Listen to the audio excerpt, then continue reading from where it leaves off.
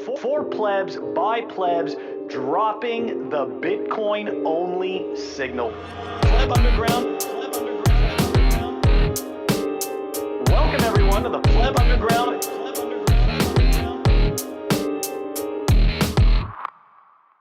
Welcome back to Pleb Underground. This is episode 41. Bitcoin has some next level thinkers, some yell until they're hoarse. Everything good for Bitcoin is wearing blinkers, life is a race course. Ride a filly not a pony, broken families, alimony. Price out triviality or prepare for the shock. 4 megs of inscriptions, call it writer's block. You want the easy P, the doctor pay. Melt like fiat, your ice cube may. So make figures with attitude and get a ton comp. Remember this platitude, live, travel and romp. Calm should be treasured. I'm not about rage. Clicks should be measured from MSN outrage. Call it trigonometry, the original sine. Multi-sig all my transactions, I like to co-sign. Off along a tangent, orthogonal to normal. Wearing black and white, but dressed informal.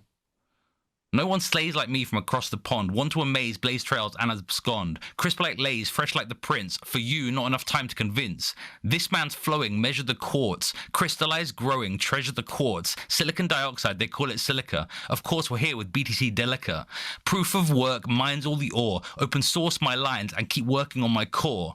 Self-custody is boasting, a flex not a spasm. Shitcoin casinos ghosting, expect rectoplasm. Shitcoin promoters, time for the back blows. I'll be here as always, repping pleb tacos. Absolutely awesome rhyme. Loved it. And in case you didn't get it from that rhyme, we are joined by fellow Bitcoiner, pleb, and miner, friend to the show, Delica. How's it going, my dude? What's going on, guys? So glad to be here. Thanks for having me. Thank you very much for joining us. It is awesome. All right. You know where we're going. We are moving on over to the numbers. Yeah, the numbers, of course, brought to us by TimeChain Stats and TimeChain Calendar. Phil, what do they look like this week? At the time of this recording, the block height is 793,610. The Bitcoin price, or fiat Bitcoin exchange, 26,405. Total public lightning capacity, 5,373.34. Moscow time, 3787. And the chain rewrite days, 702. Everything is crumbling, and for some reason, nothing's happening. It's pretty uneventful. Everything crumbling? I've been sleeping like a baby. What are you talking about, Phil? Oh, no, What's I mean, going for on? us, we're fine. We're fine as Bitcoiners, but I'm just saying the whole entire shitcoin casino is just completely falling apart. So it's unbelievable. And Bitcoin's just humming along at 26K dead. So it's not really a story, but it's a tweet that's just kind of helping us zoom out, right? This is out of Documenting BTC. And here we go. Take a look at that, guys. This is the iPhone priced in BTC, and it starts at the iPhone 3, all right? And it goes all the way to the iPhone 14. Now you correct me if I'm wrong, Walton, but is it possible that when the iPhone 3 first started, it costed 29? Wait, so are you saying what I should do is invest in iPhone 3s? Because I feel like that's not the way to do this, Phil. So that's what we're doing. iPhone 3 is the new Bitcoin. Apparently you can sell them for almost 30,000 Bitcoin. So that seems like a good idea. I'm down for that. Let's go. That's what they cost. But look, by the time we get to the iPhone 14, right? By the time we get to the iPhone 14, it's just 0.03 of a BTC, which is pretty good. And guys, this has nothing to do with the numbers, but I just wanted to remind people that these are scams, okay? GeminiFond.com, that isn't real, and nobody is going to give you Bitcoin, okay? Nobody's going to give you back double your Bitcoin if you send them Bitcoin, okay? None of this happens, okay? No one's giving you back double your crypto or double your anything. It's all a scam. And I just thought it was funny that they posted it right under that because they knew that it would get tons of hits. Anyways, guys, what are your thoughts? Are we investing in iPhones? Or are we just stacking sats? Sats. Sad. You know, you play stupid games, you get stupid prizes. Is what I got from that. But it's a really interesting and I think an objective way to look at Bitcoin in real terms, right? Because in terms of US dollars, the iPhone has only become increasingly more expensive. So it's very interesting that obviously not to us, it's not unusual, but in BTC terms, it's become less and less expensive. So you're saying technology is deflationary in Bitcoin terms. Interesting, Phil. Interesting. Yeah. It is. It's almost like you that's know what what? it's meant to be. Right? Exactly. Technology was meant to be deflationary. And actually, we were all supposed to be working less and less and less and being More able to utilize efficient. technology more and Right. more. Right. How did we get screwed? How did technology become such a shitcoin? Well, because they started limiting how much energy people can use, and so I think that's what it comes down to, right? Like, if the technology allows you to essentially deliver more productivity with the same amount of energy, but if energy becomes prohibitively expensive, or just there are caps, then yeah, there's limits on productivity. All right, Walton, you got something for the numbers for us? Yeah, I have one more number. Some say that Delica may be PlebUnderground's #1 fan. So I'd like to hear his thoughts on this, and if he believes that to be the case, his pitch for why we should consider him to be the #1 fan. Look, I don't know. I started subscribing to you guys real early on. Last fall, the fallout from corporate Bitcoin shills, and I'm just going to leave it at that, was just too much. I started to blow whistles. The red flags were there. And we're watching it play out in real time. And, I wrote an article in Citadel 21 last fall about this, calling out CZ months ahead of time. CZ, it seems, has essentially laid out the master playbook for how to run something like this, just on a much larger scale. And the history of CZ going all the way back to OKX and his volumizer, and it's ridiculous it's taken this long. But I really appreciated what Phil had to say the other day on the show regarding this is basically just let's get everything, dot our I's, cross our T's, and get ready to take down the Ethereum corporation. Because I'm not a lawyer. I've got an 8th grade education, but quite frankly, it is what it is. The writing's on the wall, and I don't want to mince words or get into semantics. It's just reality. So what I say all that to say is, fucking signal. I don't have to go through a bunch of corporate sponsored promos or listen to 2 minutes of, hey, shilling you this, shilling you that. It's just, hey, the meme compilations are fucking fire. Way to go, pirate. I mean, talk to us more about the meme compilations. When I don't get them on time, meme, right? There's almost a meme that if they don't come out on time, look, you're gonna trip out. BtcDelica threatens us when he doesn't get the memes on time. Pretty much. I mean, I don't know if you could even argue with that memes point. The memes are late. It's like there's kind of weird iteration. About one every 10 minutes until it comes out. Yeah. But, you guys have really stepped up, the entertainment value in that. And I'll tell you what, the newsletter actually brought my daughter and I closer. My daughter is extremely based for her age as a teenager. But I would forward her the meme compilations and she would find them fucking hilarious, So, she's been to some meetups. She has her key. It's all good. So that's just one way for me to bond with her, and every once in a while, the meme might come from her. I'll be honest with you. She's pretty witty. She's quippy, it is what it is. So, cool. I'm happy to be one of the first subscribers, man. I pump you guys up as long as you guys stay true to your ethos, man. It's where I'm getting my signal. And like 90% of my Bitcoin news. I think you bring up a good point, right? There's no heroes, right? Like there's no heroes, and as soon as somebody, you know what I mean? As soon as somebody freaking steps off and becomes a grifter and a scammer, then hey, it's fair game. Right? Yeah, effect. It is, and I think it's foolish for any of us to think that we are somehow terminally unique to succumbing to that, right? Because here's what's going to happen with Bitcoin is, okay, cool. I found this golden goodie. I found mine in 2017. It was trading at $700 something a coin. Great. But there's two sides to that. It's going to lead to inflation, like you see with Nick and Udi, ego inflation, self-pride, delusions of grandeur, BitBoy crypto, or it's going to humble you and force you to actually get out of your habit and those grooves of intellectual laziness and do your own research, man. And, I don't advocate 100 total hours, but, you should have a decent concept of Bitcoin. And I think as maxis, one of the things we're not doing enough of is really putting out there almost on a daily basis, man. Like, one of my favorite things to meme about is, why the fuck don't you have your own keys? Why not? Why? And that's where this crusade against so many of the people that I'm going after, mimetic warfare, whatever. It's because of that reason alone,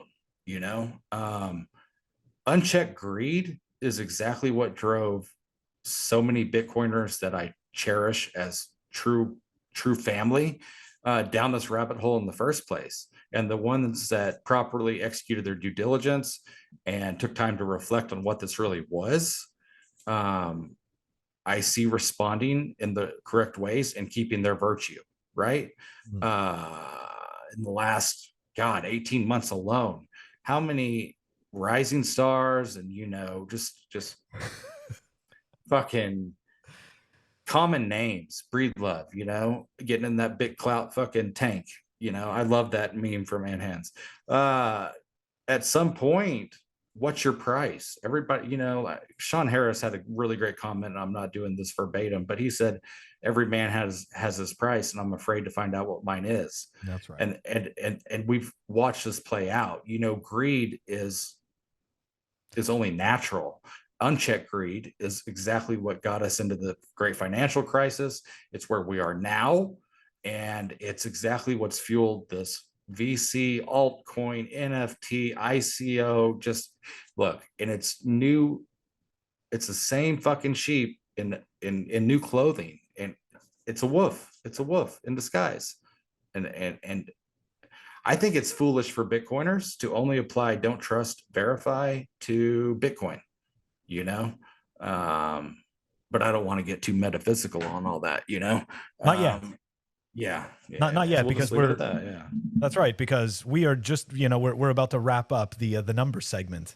So we'll wait for you to get metaphysical, because in the next segment, we're gonna dive into a little bit more about what you do, and more about Delica, right? Whatever you're willing to share, of course. Whatever you're willing to share. Of course. All right, guys. So that wraps up the numbers, and we are moving on over to the guest spot. The guest spot is brought to you by Crypto Cloaks. Check them out at cryptocloaks.com. Awesome 3D prints by fellow Bitcoiners. Use the code PlebUnderground for 5% off at cryptocloaks.com on awesome prints like the 3D printed grenade that fits an open dime. Get the larger one, and it fits a signing device at cryptocloaks.com. Use the code PlebUnderground for 5% off. Joining us today, as you all know, is Delica. And Delica does some interesting proof of work. Tell us a little bit. First of all, what got you into quartz mining? Fractal Encrypt. He got me hooked on crystal. Yeah. That doesn't sound the way you think it does. No, but it's a good mining joke. It's a good mining joke. It's a great mining joke. I remember our first trip, he got me with quite a few. Yeah. He's like, yeah, man, that rock, there's probably something good there. And it's like 15 pounds, put it in my bucket. And he's like, no, man, that was a piece of leverite. It was leverite there, So, but, oh gosh, I feel like it's like the tech jokes like that we had in our tech support groups and stuff. It's like these inside jokes of the of the industry, so to speak. Like, hey, exactly. Did you know geology rocks? I got to throw in like womp womp sound effects on this one. Yeah, guys. It was honestly a fear and loathing event. We were working on volume 18 of Citadel 21, his article on psychedelics, right? And I was helping to edit that. And I'd been talking to Frack. We have some commonalities. And, when he offered me that opportunity, I was like, that's right up my alley. Let's do this. I learned a lot.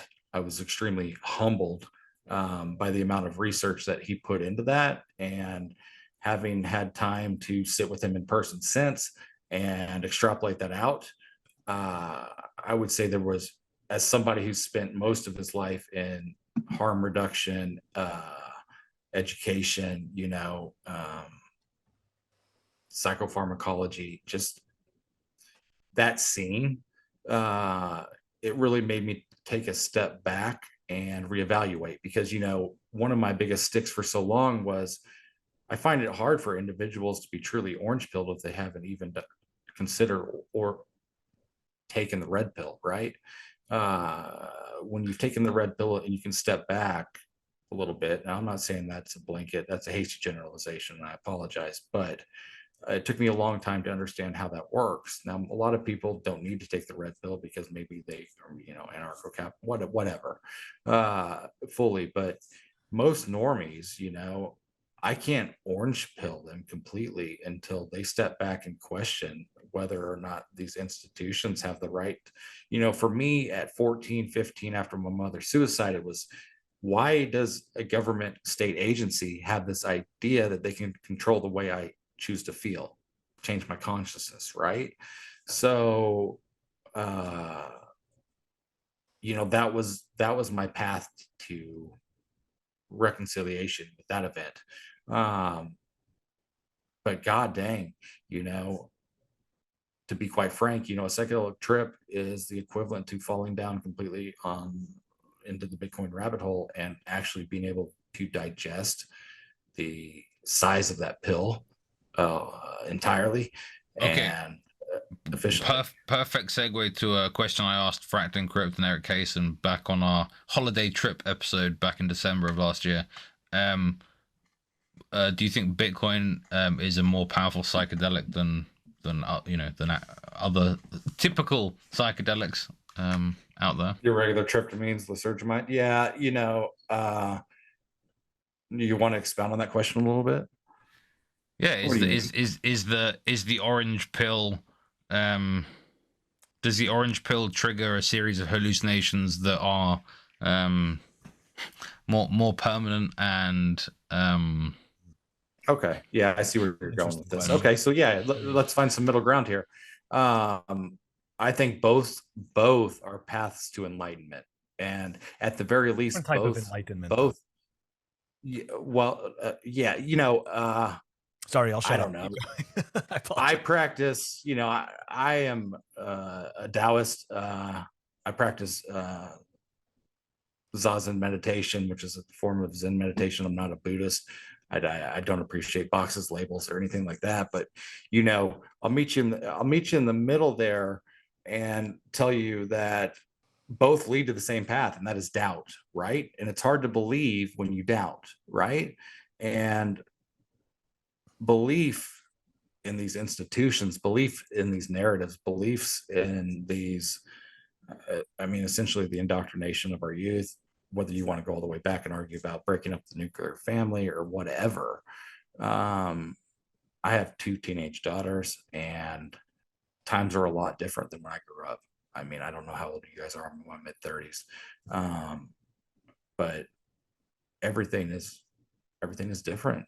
Nobody appreciates their privacy, and I don't know how you transition that entirely into getting people to question the very things that they rely on just to keep their worldview intact, right? Because I can't just go up to a fire extinguisher and break the glass, right?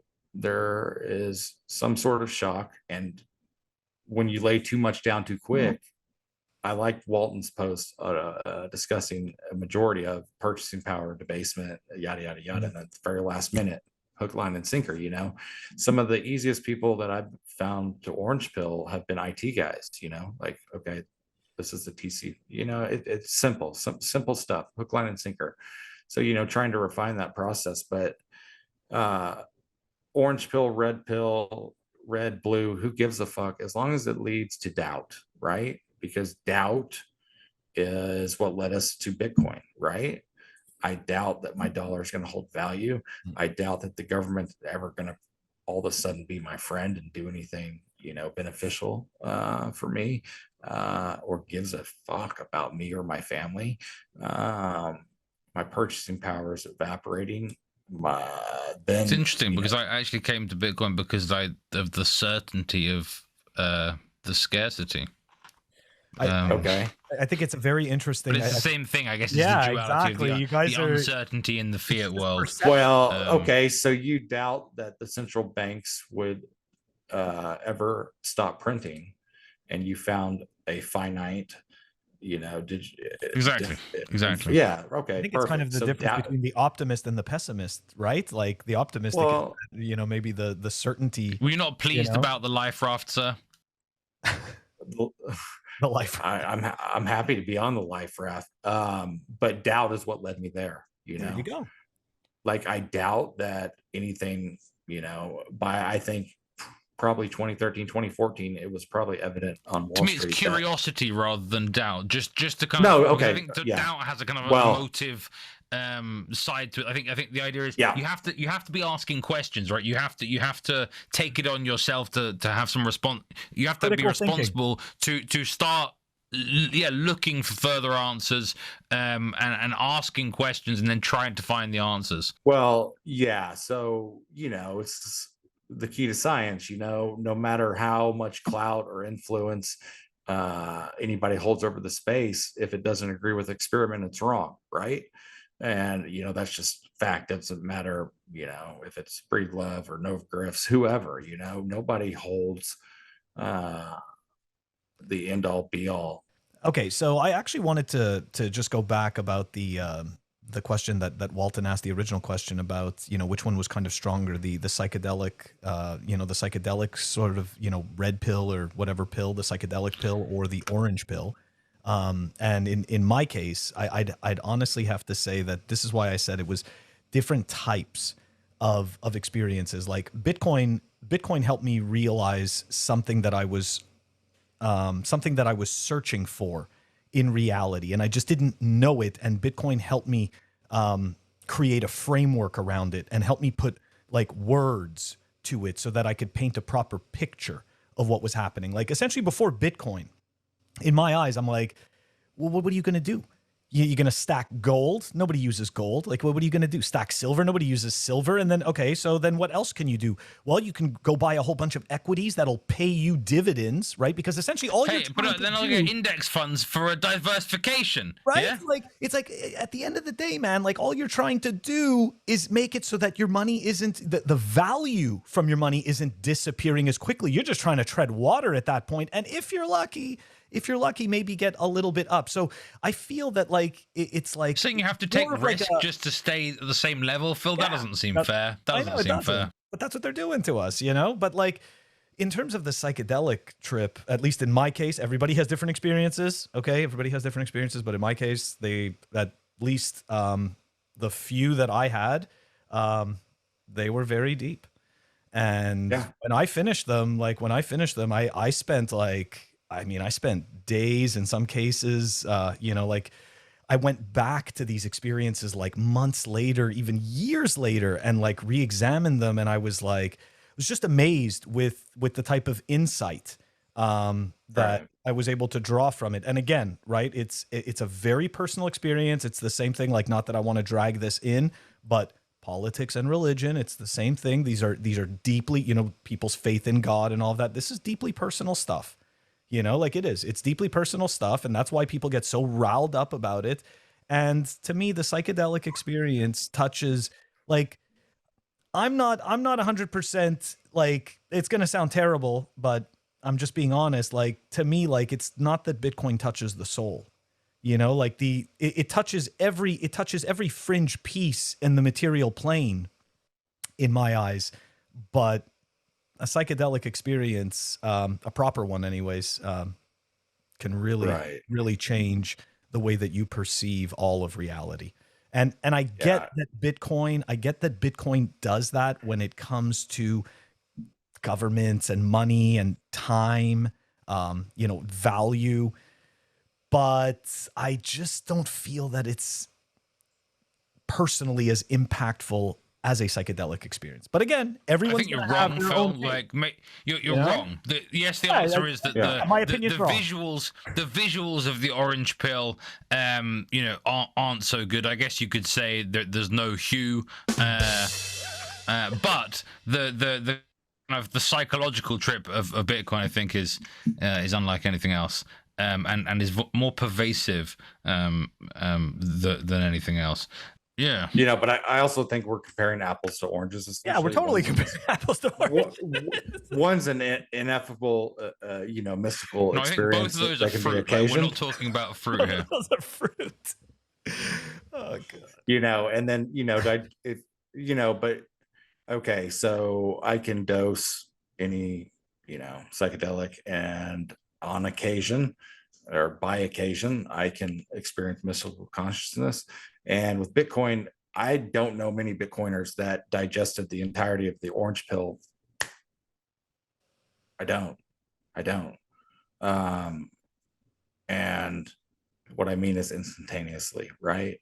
So whatever led you here, and you know, you said there was instead of doubt, you said what, Walton? Curiosity. Okay, and uncertainty. But it's about taking on the responsibility to ask questions and find answers. But would you agree with me that those are two sides of the same coin? That those two are the yin and yang of each other? Well, only if I think the doubting part doesn't require any work. I think you have to do some work and be you can be like you can have doubt in the current system, but it's only if you do the work to ask to learn more and start asking questions to then learn more that you actually, you know, do something positive. And I think you have to have both. You can't just have the doubt in the current system. Otherwise, you can be just a kind of normie with this dismay of the situation. So here's an interesting, you know, byproduct of my meditation practices is, you know, when I was about to lose another family member, you know, I spent a lot of time meditating on death, right? And what I found for that was it was like a compost pile for creativity, right? Out of that manure came a tremendous drive to build and create and be creative, learn new skills. And I don't think that's a thing a lot of people do, which is why psychedelics are so impactful, right? Because it forces you to confront that in some boarded up, boardwalk, old circus banal way, you know? It forces you to look over the brink of the abyss and consider what happens next, you know? And we're actually gonna wrap it up.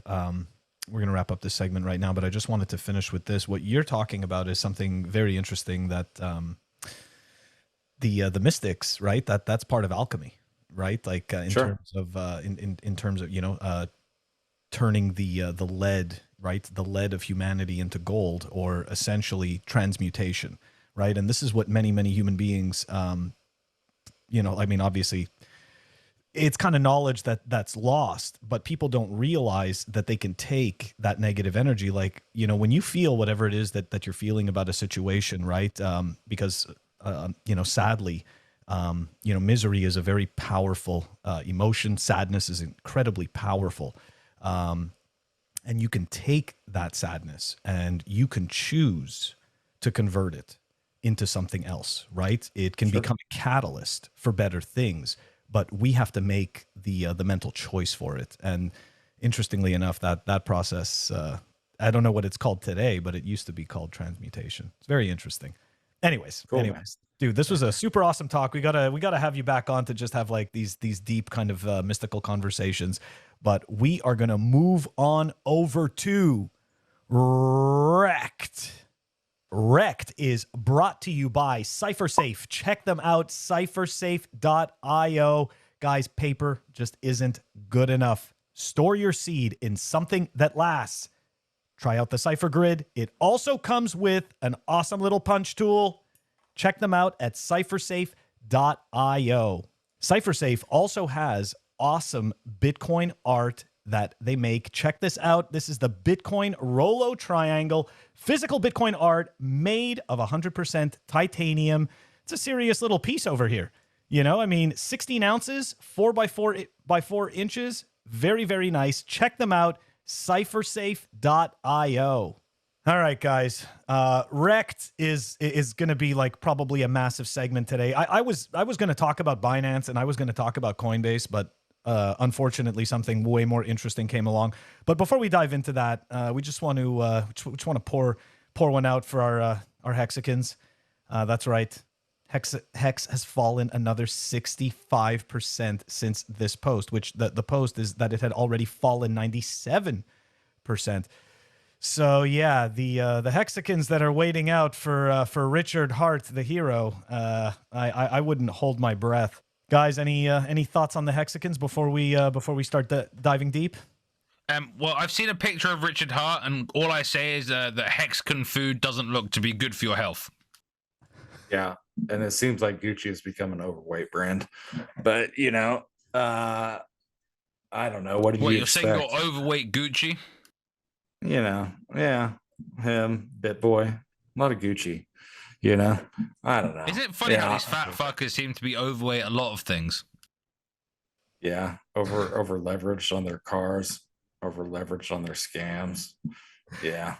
It was kind of funny when we were in Miami. I was walking by this when we were on our way to the Taco Pleb dinner. I was walking by this tiny little hole in the wall shop that had 2 Lambos in front of it that said "Rent Me," and immediately I thought of Richard Hart. Yeah, I mean, you mentioned that, like, you know, they're all trying to run scams, right? And I found out, I don't know why I was looking this up, like which countries don't have extradition to the United States? There aren't very many, right? Like it's United basically Arab Emirates, like a bunch of there aren't many wealthy countries, I should say, that don't have extradition to the US. The United Arab Emirates is one of them. So I think it's not only for the lack of capital gains that we see shitcoin promoters being based there, the fact that they don't have liability in the US for pushing scams when the SEC comes after them, after the SEC, you know, beats down all the exchanges. Maybe that's strategic. Maybe. I would say it is, most likely. I mean, you know, it's very difficult to imagine that there's not a motivation for that, right? I mean, I think they're just, you know, relatively high time preference people that are there for kind of flashy things, and that's probably just an added benefit that they realize later. But it is something to note, because I do believe, like, a lot of these kind of, you know, crypto influence are based out there, you know, along with, you know, traders type thing. But I think it's more for the capital gains and the lifestyle type thing. But right, yeah, they may also be enjoying the lack of extradition in the near future. We'll see. Just maybe. Well, you know, and then you've got people like Cardano, Charles, you know, he's living quite the life with a ranch out in, you know, Wyoming, whatever, you know.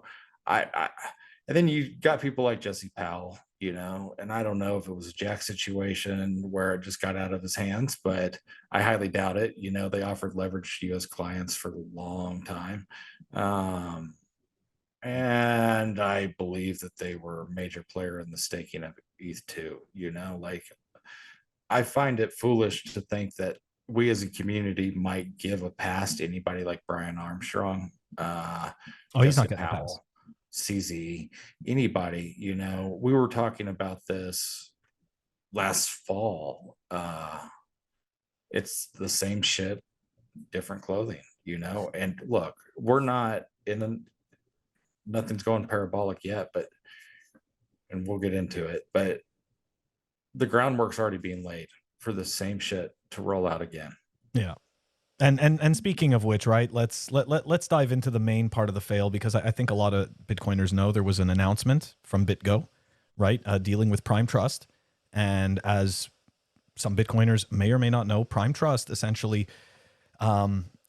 is kind of like the background. Well, you know, we'll kind of say the you know, the wizard behind the curtain, so to speak, right? Like they are, you know, they offer liquidity, they are custodians, they have APIs for trading, they offer trading pairs. I mean, They are absolutely massive. They were the back end for Bittrex. They're also they were the back end for certain Bitcoin stacking apps. So it's not, there's no secret, right? Everybody knows PrimeTrust is massive, and like most people, I should say, like most companies around this time. Here we go. This is from their Twitter. In light of the additional bank closures this past week, PrimeTrust wants to restate that we remain operational and our platform is protected from single points of failure. Ugh. So obviously. I mean, the very last portion is completely disingenuous.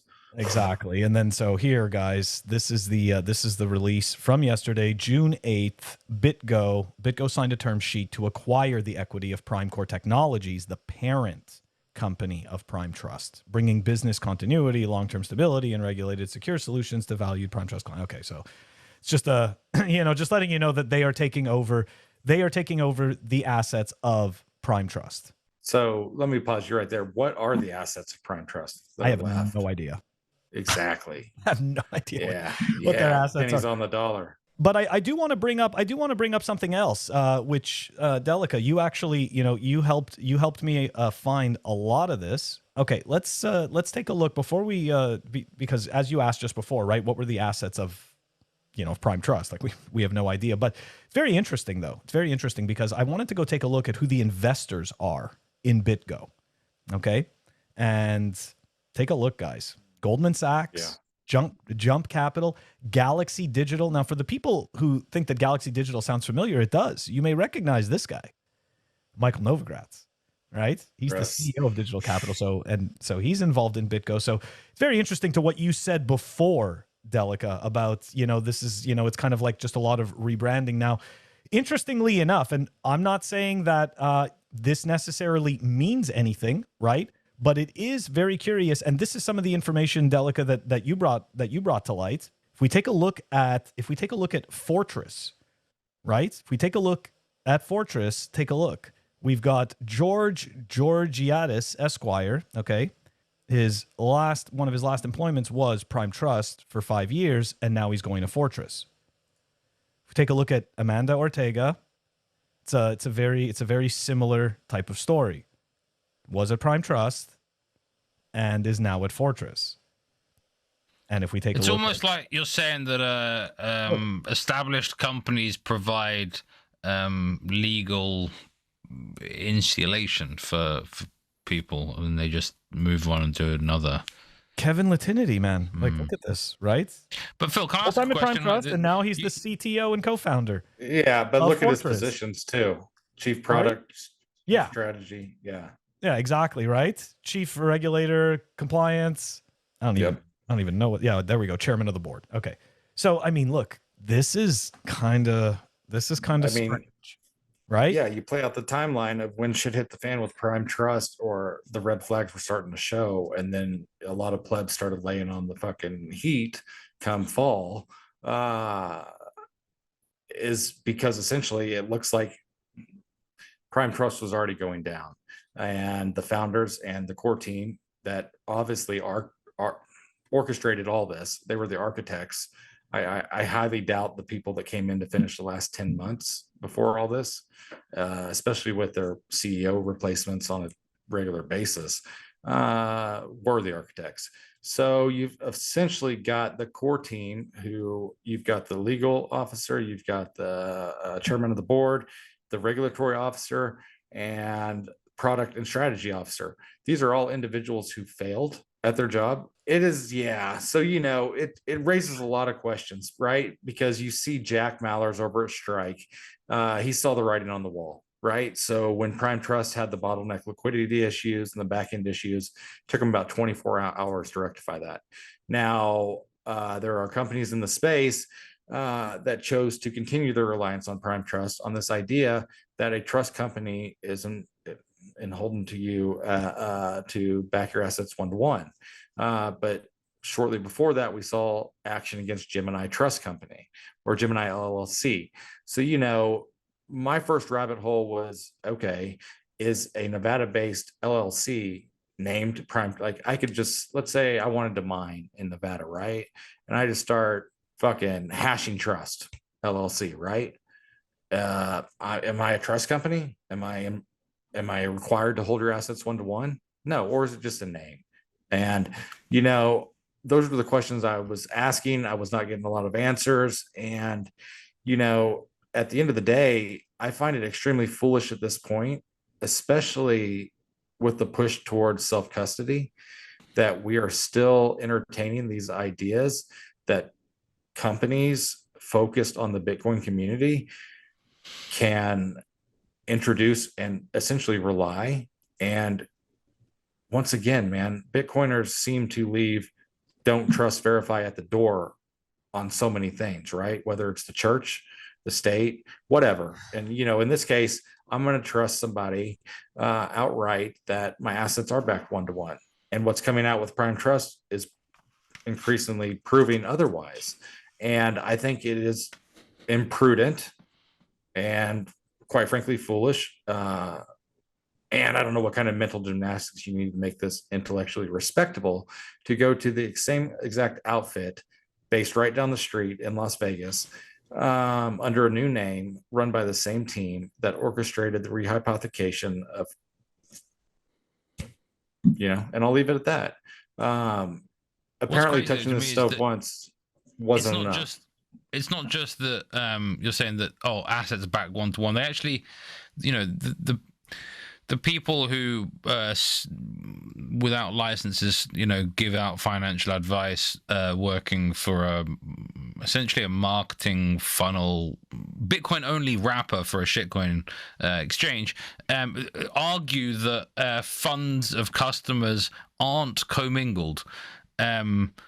Which I believe they must be, because there's no way that these trusts are doing UTXO management for each separate individual. And so actually, blatant mistruths or lies are being spoken about. Misdirection, misinformation, and narrative control. Absolutely. And there's a lot of I'm sure a lot of this comes down to how to do law in the fiat world, but I find it to be disingenuous and distasteful and almost intellectually unrespectable, in the sense that you can't present, it's like embroidery, right? Now I can cheat on the backside of the embroidery, right?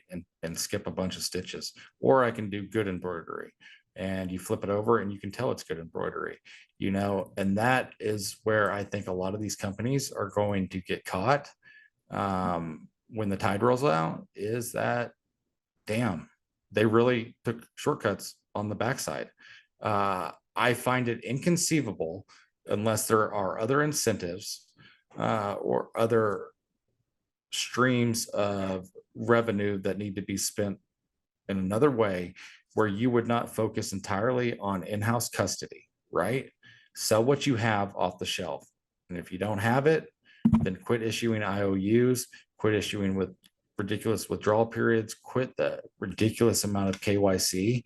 And I'm not going to pretend that Bitcoin model of not having There's no trust, right? You just it's non-custodial. You have to kind of withdraw to the wallet from the beginning. If you want to push self-custody, then that's what you should be doing, right? There shouldn't be a kind of here's a kind of a place where your funds can be safe for a period of time.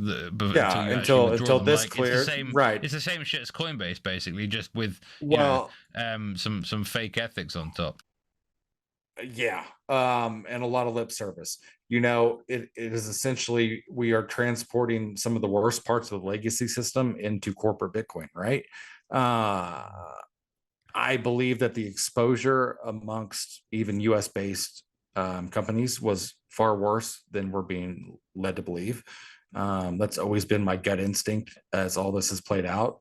I think, again, it's foolish to believe, if extrapolated out properly, that the dominoes somehow quit falling all of a sudden. The contagion is there. We brought up Novogriffs and Bitgo and their push to pick up Prime Trust. What's left of Prime Trust, I don't know.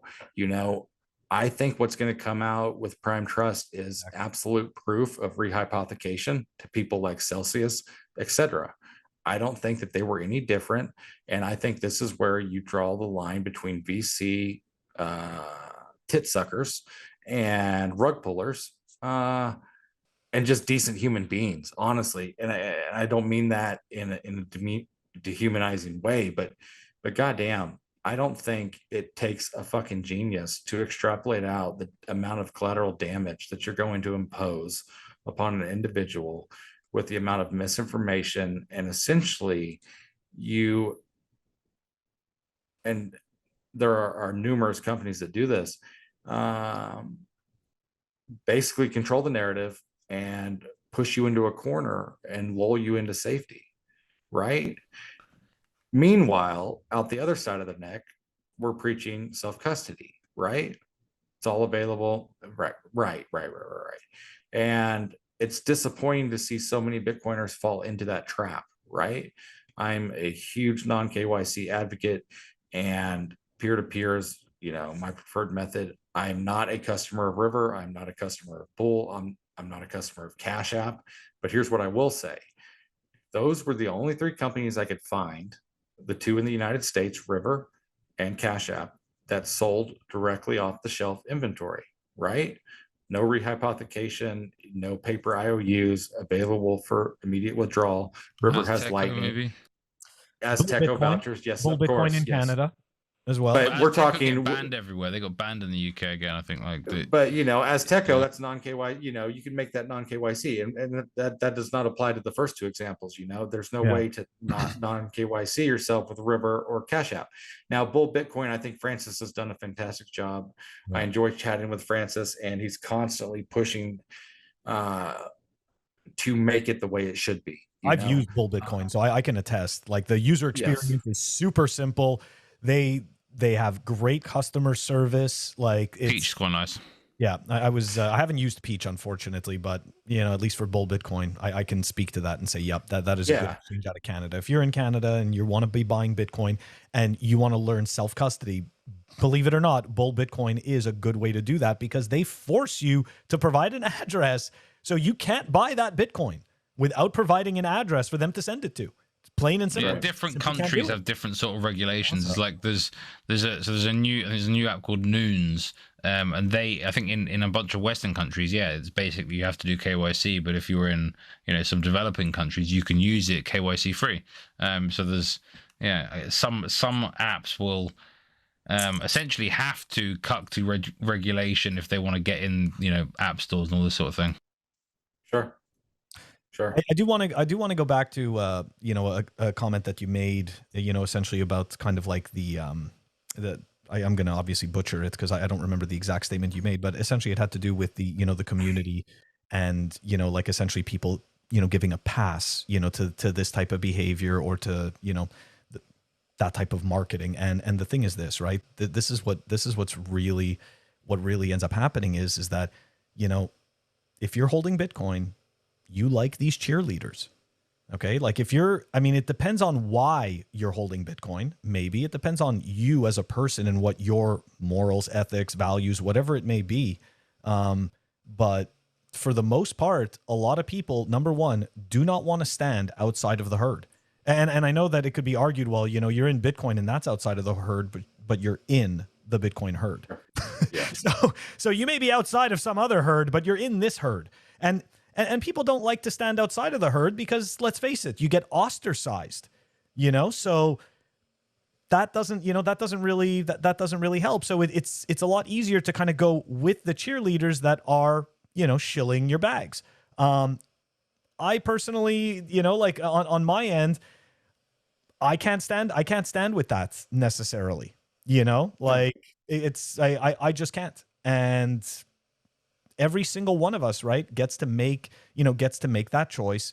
But unfortunately, we can see that, how could I say this? The clout chasers are very good at acquiring and chasing clout. Sure. Yeah. I mean, it's been refined, but those were the only 3 companies that I could find that did it in North America. And that kind of alarmed me because the simplicity of it, after talking to Alex from River, because I needed to know more. Miles from Cash App, I needed to know more. How was this being done? And it's completely vertically integrated. And, I don't imagine that the capital expenditure to implement those type of things is extreme. I don't. So that's where my level of expectation is, even for my heroes in the space, heroes of the last bull run, whatever. We've all got a duty to slay our heroes when the time comes, whoever they may be. But Metaphorically, we're not advocating for violence. Sorry. No, Ahmed, get the poop. Yeah. Now we're No, offended. look, yeah, maybe. Yeah. But I don't give a fuck, and to those individuals, go fuck them. Go fuck yourself. Quite frankly, I think this is far too serious to be entertaining the circle jerk that is the turning the other cheek, like god dang. I can't believe the direction the conference went this year. Oh, that was brutal. That was I absolutely can't because abhorrent. David got wrecked and he David got put totally his wrecked. recovering funds over principles. Yeah. And and now it's starting to sprinkle into Bitcoin Magazine. I love Joe and Clancy, but I at some point, I mean, fuck, how many times are we going to make the pilgrimage to Miami to prop that shit up? I mean, I don't know. I worry at times that in a bear market, we aren't toxic enough, right? Scams aren't running full blast. Richard Hart isn't out doing his shit. BitBoy cryptos seem to calm down. Besides his meth binges, I don't know, but like it's quiet right now. And when that changes, there's going to be a lot of noise. And here's the groundwork. Here's the foundation. Nova Griff's Bitgo, PrimeTrust, essentially, now they're chameleons, and they've moved down the road in Las Vegas and founded Fortress Trust. And the alarming part is I don't know how many companies, like you've got Fold and so many more, that rely on PrimeTrust for their back-end liquidity, their APIs, yada, yada, yada. And I don't even know what that fallout will be. I don't know where Lolly's at, all these apps, that are Bitcoin focused. I don't know who they rely on. And it's none of my business how they run their business. But as a Bitcoiner, I feel it's my duty to at least call out the imprudence of that type of fiduciary outlook, right? Because at the end of the day, you're basically transmigrating unchecked greed from the legacy world into even into Bitcoin, and you're preying on other Bitcoiners. It's always the human factor. It's always right. I mean, we're all human. Exactly. We bring our crap. We bring our crap to the environment. Sure. That's pretty much what happens. Sure. Yeah. And I don't know the extent to which competition will migrate to Fortress as well. I mean, PrimeTrust is probably not the place to be, especially when you're trying to bring a new business with their history. You probably don't want to be PrimeTrust trying to make deals. So Fortress has a new name, half the same team, and a new office. Great. Okay. Nova Griffs will pick up that shit. We'll probably see him next year with another fucking tattoo on stage. And, I don't know. I don't know how much more of a circus Miami can become. They're moving to Nashville, so don't worry. Well, yeah, and that we'll see. I don't know. And not to get personal, but I have zero faith in David Bailey. To turn that conference around, to right that ship. I like CK. I like Joe. I like Clancy. All those people are good people. I just feel like they're caught under an umbrella of an individual that is completely off his fucking rocker in his entirety. And quite frankly, probably the biggest sellout since my Bitcoin journey in 2017, watching these conferences slowly degrade. And I'm sure that, there's other names that can come up, but in my view, I mean, you are sprinkling in, like I opened the Assange issue of the Bitcoin magazine, and we've got an ad for a provably, whatever casino, right? Where it's called BetSats or something, Why is that in Bitcoin magazine? How does that help plebs? And it sucks. We're not their target that- audience, though. No, They're trying we're not. they're trying to package Bitcoin for the mainstream, right? Sure. Like, sure, you know, they throw some crumbs to the Bitcoiners, but they're really trying to package it up for the mainstream, it seems. Yeah, you know, and that's why I argue with my Barnes and Noble manager about, you know, what they're going to do with all the fucking ones left on the shelf. You know, like, hey, can I donate them to my meetup? No, we recycle them. We're going to throw them away. You know, that sucks. But I don't know. I really hope that, fuck, man, it's not so much about the conferences, because, you know, imagine if all the plebs that made it to Miami and supported that shit right after RFK Jr. made his presidential debut. I don't really care how you feel about him, red, blue, yellow, who gives a fuck. But immediately afterwards, Udi and the Wizards, and I mean, come on, it's a bad look, quite frankly. It is, and I hate that the individuals running the print version are getting sucked into that. You know, that they're under that umbrella. Because yes, I do agree with you, Phil. But there is some signal in there, and you know, there are some people that have contributed articles that I'm great friends with. But at the end of the day, right, it's no Citadel 21. You know, it's not a cultural zine for plebs by plebs. You know, it's just not, and that's okay. You know, commercialization of Bitcoin is not something I'm here for. Corporate Bitcoin is not something I'm here for. I'm a self-sovereign individual that mines Bitcoin full time. I like to play around with rocks. I like to share my rocks. You know, and whatever happens, you know, I think the most important fundamentals for plebs to always remember is Bitcoin doesn't give a fuck. The honey badger is going to do what the honey badger is going to do. And if all other fundamentals come into doubt, you can always fall back on that, you know? Absolutely. Absolutely. And guys, that wraps up REKT. And we are moving on over to the Hopium. Up next, we have Hopium, sponsored by Represent. Represent are a clothing brand owned by a Bitcoiner based out of California, very based indeed. If you go over to representltd.com, you can see all their excellent apparel, including this shirt, which you wouldn't be able to find on the store because it's not for sale. But they're an awesome brand. They sponsor Pleb Underground. They sponsored Pleb Tacos, which was the most based event of Miami Week, and they are just an awesome company in general. Check them out over at representltd.com and use the code Pleb Underground to get a discount on all of the goodies. Up next for Hopium, we have two stories this week. The first story is just me being bullish on plebs in general. Let me show you a couple of tweets here. So firstly, I'm going to show you something that Clancy shared a couple of weeks ago. It's from it says, just ShoutOuts. When people talk about traveling to the past, they worry about radically changing the present by doing something so small. But barely anyone in the present really thinks that they can radically change the future by doing something small. So there's a kind of interesting dichotomy that we have here. I don't know. One thing I'm hopeful on is how Bitcoin frees up some headspace with regards to the future, allows you to focus more on the present and make some of these small changes that maybe, you know, just treading water in the fiat world, you don't have the same courage to do.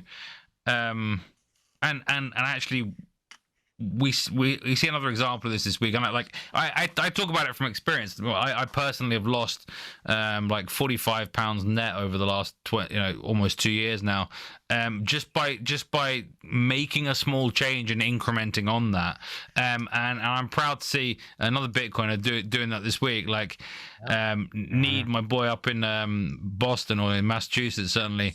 Big guy. And many people, you see a bigger guy in the gym, maybe you think it's slightly funny, but actually I have more and more respect for them as time goes on, because it's harder to do it. And this guy's putting in the work. Yeah, okay, he started off only doing sets of 5, but actually today he was able to do a set of 10. So just big up to this guy who's putting in the work and trying to make a difference. And in part, I think that's thanks to Bitcoin, guys. Bitcoin and enabling your future growth via making small changes. I think it's very interesting because I can say in my personal experience, getting into Bitcoin and specifically just staying in Bitcoin and learning more and more about Bitcoin, and also understanding things like high time preference, low time preference, in my eyes, it has definitely helped me to appreciate and want to see the future more. And if you want and appreciate the future, then you have to take the right measures today, right? All we have is the present day. So the only way that we can make that great future that we think can happen is by doing the right actions today. And, you know, in my case, like, Bitcoin helped me realize that importance a lot more. Like, it's like, you know how you always kind of know something, but it doesn't really click, but then you have the right conditions occur and then it makes sense. And you're like, okay, it's like, so you had all these pieces and you didn't know yet until you like got the frame, and you're like, all right, now this makes sense. So yeah, I really like that, man. That was a good post, and it really does make you think. The other piece that I wanted to add to it before we hand it over to Delica, I feel like there's like, I don't know, is that recency bias, right? Like, where it's like we're afraid to change some minute thing in a hypothetical time traveler situation, but yet we're not afraid of doing absolutely nothing today to change our future tomorrow. Like, that's kind of, yeah, we're stupid. I don't get me wrong, but it's humans, man. It's humans. Like, we, you know, there's a reason. There's the human factor. There's a reason that we screw shit up. There is a reason that Bitcoin works really well when we can't fuck with it. Okay, so sometimes you got to take the human factor out. I think there's this human factor of wanting to be comfortable. But unfortunately, staying within the comfort zone means that you're not in any sort of learning zone. And trying, there are currents of life. Trying to tread water is a silly move. You need to be striving for progress. And yeah, maybe sometimes the current is against you, and so therefore you end up treading water, hypothetically speaking. But I think you have to always be looking for a vector. You have to be looking to grow. You have to be looking to build. Just trying to achieve stasis is a bad move, even though it may feel more comfortable. You know what? So, hold on, before we give it to Delica, I just want to add to your point. Something very interesting that they teach you in sales, okay, has to do with cheese. And I know it sounds ridiculous, right? But like, essentially, what happens if you're happy with the cheese that you got? Well, eventually that cheese goes moldy and it gets stale and it gets gross. So what you always need is new cheese, right? You always need new cheese, and you need more of it. So this kind of goes back to, you know, this kind of goes back to your point. Just in a bit of a different way, in a sales. I'm not sure I understand, Phil, because like if you like the cheese, surely you eat the cheese, and so therefore you eat it before it goes moldy. You'll have to explain this one to me. It kind of has to do with always with essentially, if you are happy in your like kind of like in your current state, then you're not. It's exactly what you just said. Then you're not pushing forward. And so what that has to do with is that in the sales analogy, okay, if you're just happy with the customers you have, then you're never going to get more customers. So you have to actively desire the new cheese, right? Like, Phil, you I think this desire the new customers in order to move forward. That's why it's a sales analogy. I think this cheese analogy might be of the Swiss cheese variety, because there's certainly some holes in it. Yeah. Oh dear. Anyway, swiftly that kind of episode, Walton. Swiftly moving on to the second and last story that I have for Hopium. So, Hopium. Shitcoiners everywhere wrecked. Nature is healing. A tweet I did this week, as we see, all the shitcoin casinos ghosting, emitting some rectoplasm. Why is this Hopium? Well, I think ultimately it drives more self-custody. They say that there are two types of people: those that learn from the mistakes of others, and those that have to learn by painfully making their own mistakes or painfully through their own mistakes. And I think that's what one of these examples, that actually buying shitcoins is definitely a mistake. Not taking self-custody is definitely a mistake. And ultimately these events that we see this week are teaching that lesson in a cruel way. And many normal people who don't deserve to be are going to get wrecked. But what is it going to drive? It's going to hopefully, if they want to actually do better, drive them to learn more, drive them to be more sovereign, and not fall for the same scams and reassurances that they have before. So Hopium, shitcoin is everywhere, wrecked, but this is going to be good for self-custody. Your thoughts, guys? I hope so. I mean, I really do hope so. And I really hope we're not revisiting this conversation another year. I don't know how many events in the past, Mt. Gox, whatever, it's just, quite frankly, if you don't have control of your keys, you are merely a tourist in Bitcoin. I don't care how much you post, how many followers you have. If you're in GBTC or some fucking legacy bullshit, or if you don't control your own keys and you rely on any sort of middleman, third-party custodian, then you're a tourist. And God, I hope that your tourist checks last and that your flight home doesn't get canceled. At some point, grow some balls. And God, it's really, here's the frustrating thing. It's not that hard. So what does it come down to?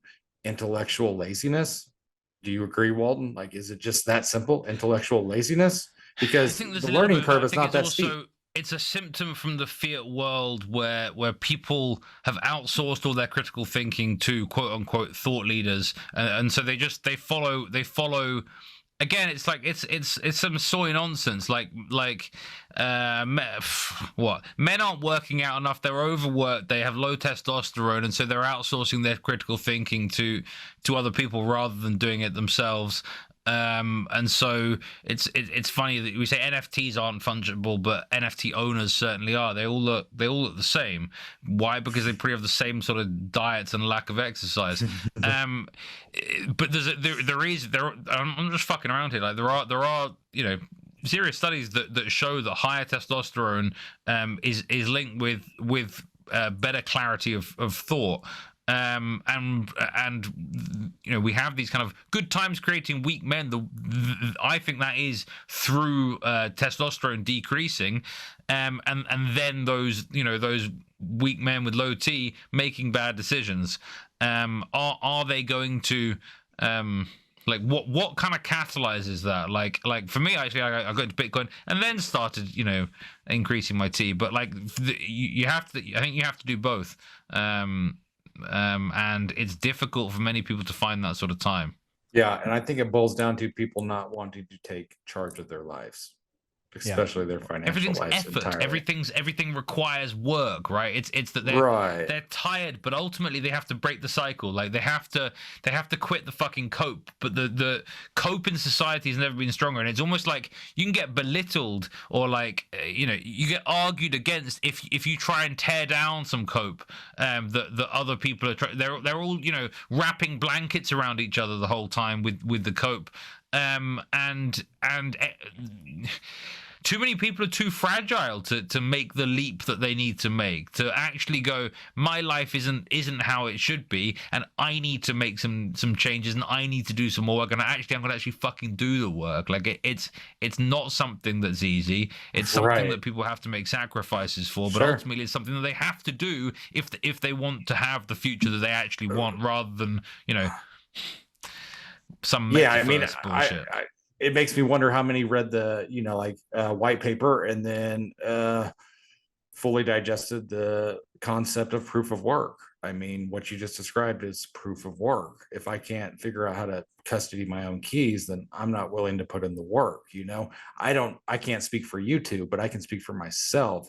When I put in the work for Bitcoin, whether it was DCA in the early days, or YOLO into miners, or getting into quartz mining because now I have the liberty of time restored to me. Bitcoin has never done me wrong. Now, I've done wrong things with Bitcoin, you know, Yeah, exactly. get caught, yeah, but Bitcoin has never failed me.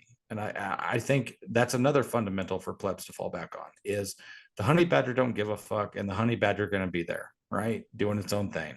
And I think that's absolutely critical, you know, because with all the I'm so price agnostic, I couldn't tell you what the price is right now. You know, I keep my ASICs running and whatever because I understand the value of sat density, you know. So if you're entering the space and you're stuck at step one, which should be self-custody, right? Okay, so your friend onboarded you onto Coinbase. Well, I don't know. I think you're already off to a wrong start because you let your friend lead you off to the cliff. You know, you're just another cattle about to go off the cliff, you know. And yeah, so whether it's unit bias, cognitive bias, intellect, whatever, it's so hard for individuals to give up the legacy system. But I don't know, and I can't speak for YouTube, but I've completely jettisoned myself. I'm not a 1040, I'm not a 9 to 5. I do what I want with my time, and I'll be damned. Here's the deal. I have not met another group of plebs, whether it be in the mining community, you guys, the meme community, whatever, where we're not building each other up. The ones, the true plebs, right? And if you want to throw that little label of maximalism on it, cool. You know, that's how I identify. And that's how most of the people I'm closest to the identify. Non-corporate maximalism, right? Like, yes, you know what I mean. I'm talking just pure pleb fucking maximalist. Yeah, pleb maxi, yeah, like you know. According to Nick, we're illiterate now. So like, to me, ultimately, right, you know, if you want full sovereignty, that requires full responsibility. What we have right now in society is a plague of a lack of self-responsibility, and we see that, you know, because the Cantillon effect and politicians, they have this lack of responsibility due to central backing, and that, you know, that filters down, and it's, you know, it's a real shame. But you know, I'm gonna keep pushing for people to be more responsible, because ultimately that provides, you know, people to have better lives. It provides, you know, longer term happiness, because there is that proof of work, right? Like, I think the phrasing does get overused, but you know, I don't know, getting fit, you know, building families, building businesses. This is true proof of work that people can and should be proud of, and will be if they put the work in. Sure. Absolutely. And you know, it's not just that, it's also the intellectual proof of work. You know, like I have a hard time really with executive planning and the big macro picture from my stroke almost 4 years ago. So it requires a lot of intellectual capital and, you know, a lot of discipline. And I don't think a lot of people bring that to the table. You know, if they did, they would discipline themselves to understand self-custody right out the door, you know, because essentially what you're doing is having somebody onboarded into the same type of the house always wins shitcoin casino, whether it be Coinbase, Binance, whatever, you know, they need to fucking burn, right?